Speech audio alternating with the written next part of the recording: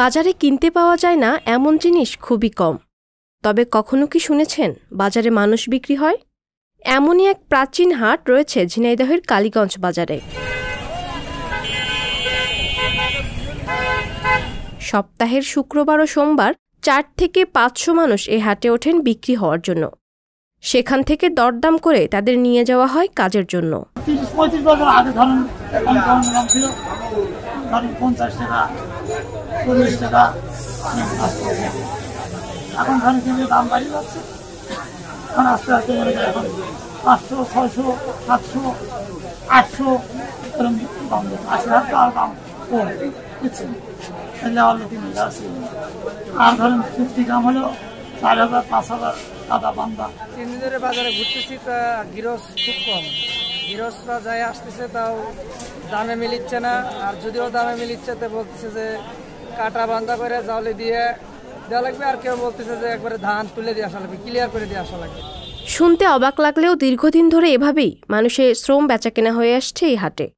এই হাটে চাষিরা যেমন তাদের কাজের জন্য লোক পান, তেমনি এইসব শ্রমজীবীরাও তাদের শ্রম বিক্রি করতে পারেন ইচ্ছা মতন। শুনেছি যে 1100-1000 টাকা এরকম আমার লিভারের দাম। কুষ্টিয়া থেকে কাজে আছি, এখন এসে দেখতেছি সে লিভারের দামটা কম, 600, 700, 800 এরকম 900 কম বেশি হচ্ছে।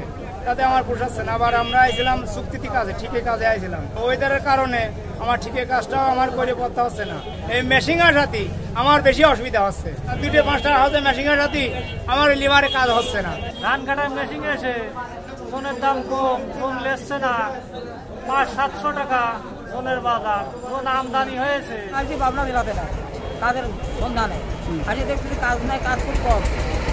আমার টাকা লাগছে, ঘরে ঘরে থাকতেছি, ঘরে ঘরে খাচ্ছি।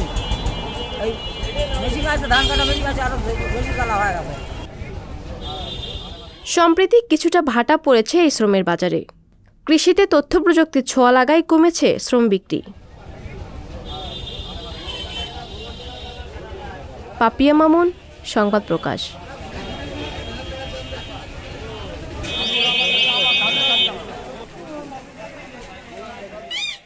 সংবাদ, ফিচার ও অনুষ্ঠানের জন্য ভিজিট করুন সংবাদ প্রকাশের ওয়েবসাইট এবং যুক্ত থাকুন ফেসবুক পেজ ও ইউটিউব চ্যানেলের সঙ্গে।